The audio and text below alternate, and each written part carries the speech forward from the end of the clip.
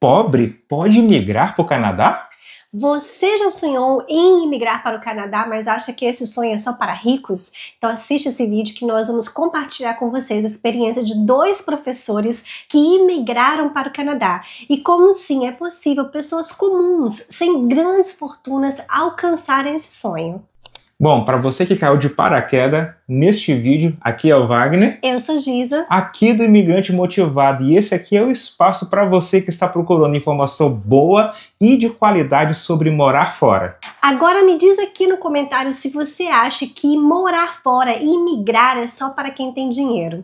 Bom, como muita gente sabe, existem várias formas de se chegar aqui no Canadá de forma legal e alguns programas de imigração. Wagner, fala pra gente alguns desses programas e mais ou menos o quanto custa. Exatamente, porque o objetivo deste vídeo é focar na parte financeira desses programas de imigração. Bom, para começar, existe o programa de Skilled Worker e o programa de Trades, que foi o programa Skilled Worker foi o programa que nós escolhemos para vir imigrar aqui para o Canadá. Aliás, naquela época nem existiam outros processos de imigração, era só esse. Então, só para você ter ideia, esse que é mais para profissionais qualificados, que seria mais ou menos a tradução, para um casal chegar aqui, a imigração pede aí mais ou menos uns 18 mil dólares canadenses para o casal, que vai dar mais ou menos aí um pouquinho acima de 70 mil reais. Aí você vai pensar, poxa, mas esse programa tem que mostrar muito dinheiro.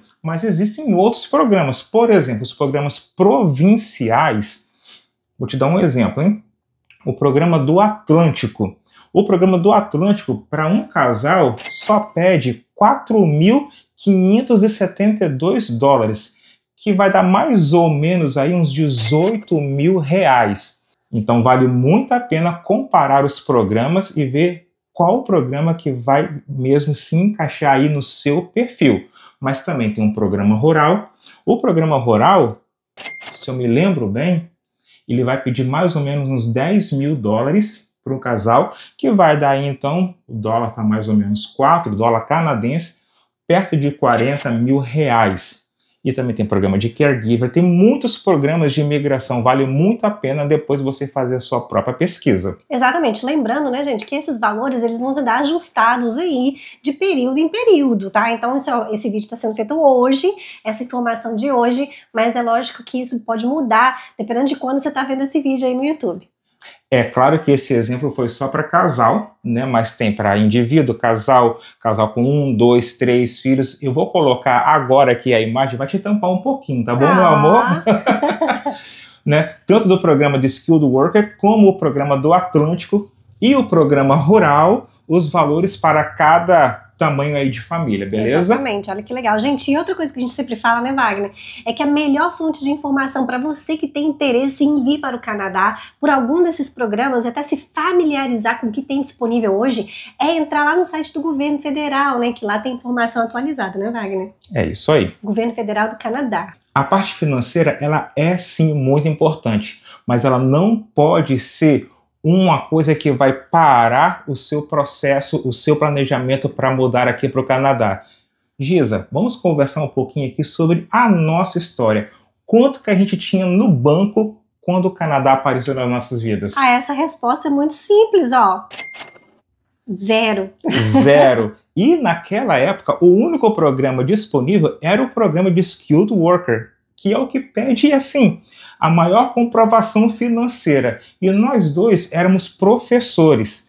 Além disso, eu estava pagando meu mestrado. Verdade. Um horário de aula que eu dava ali, esse pagamento todo ia para o mestrado. Exato. Então não sobrava dinheiro no final do mês para nada. Porém, nós colocamos isso diante de Deus, a vontade de mudar para o Canadá de forma legal, como você colocou no começo aqui da nossa conversa, e simplesmente o milagre aconteceu, as portas, as janelas, elas foram abertas e Deus começou a derramar a grana para a gente mudar aqui para o Canadá. Através de muito, muito trabalho. tá, gente? Só para ressaltar. A gente vai comentar um pouco sobre isso. Não apareceu a maleta, não. A maleta na porta não apareceu. Exatamente. O que aconteceu foi o seguinte: quando nós colocamos diante de Deus, oportunidades começaram a aparecer.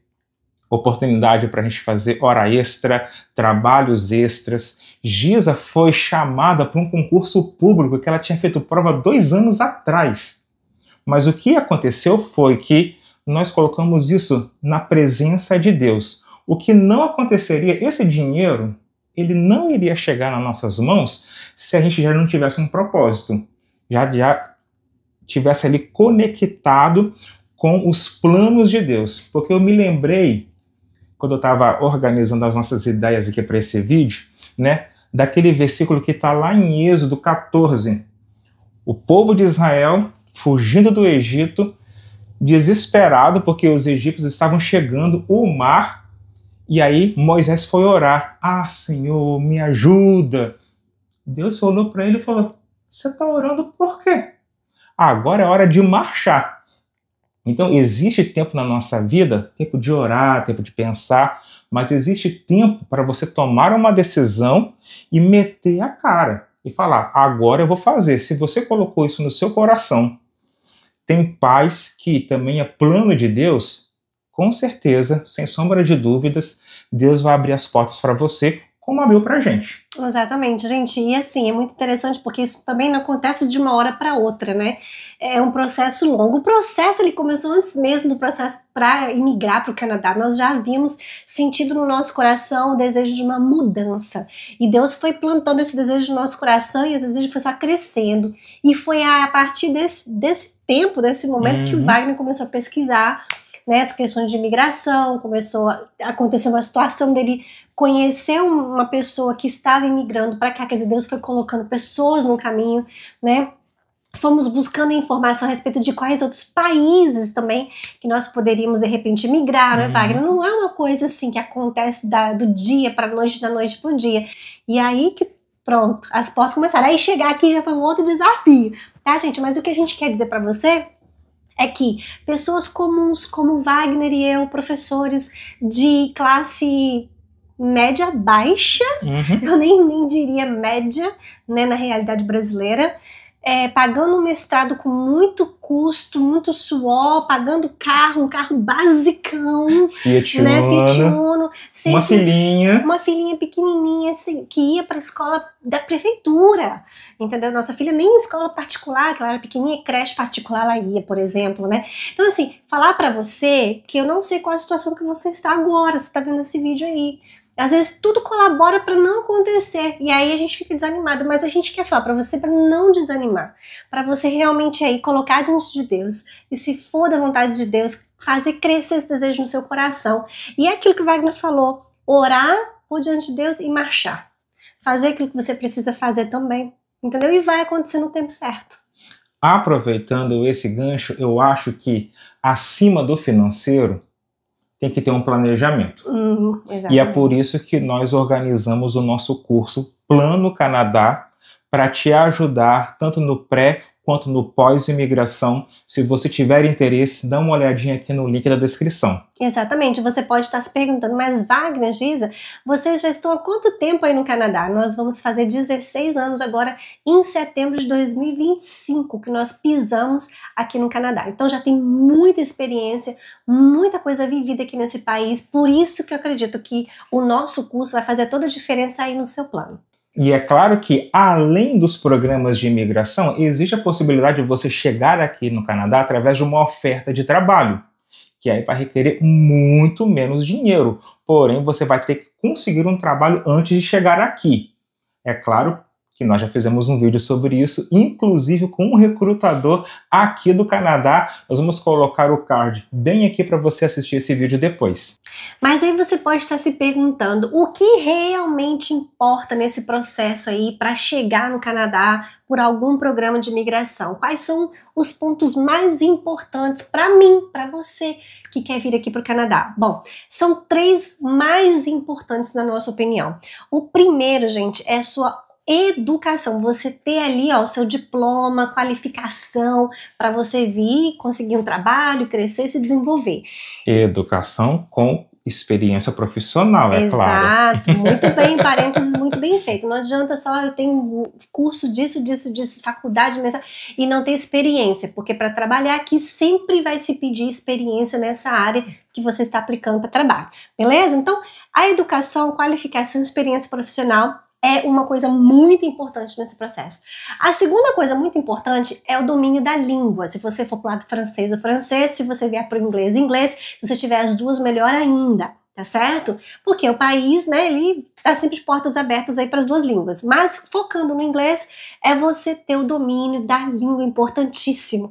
Imagina, você tá vindo para um país, as pessoas não vão falar português com você, você vai ter que se virar aí, por exemplo, no inglês. Então, o domínio da língua é importantíssimo.